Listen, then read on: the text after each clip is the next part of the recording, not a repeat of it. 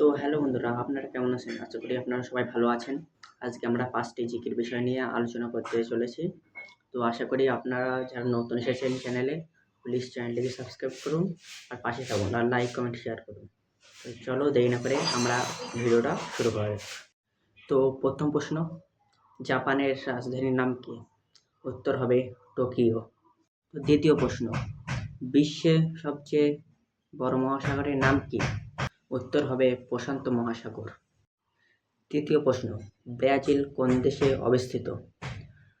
উত্তর হবে দক্ষিণ আমেরিকা। আমাদের পৃথিবীতে সবচেয়ে বড় দেশের নাম হলো, এটা হলো চতুর্থ প্রশ্ন, এর উত্তর হবে এশিয়া। পঞ্চম প্রশ্ন, সূর্যের সবচেয়ে কাছের গ্রহের নাম কি? উত্তর হবে বুধ গ্রহ।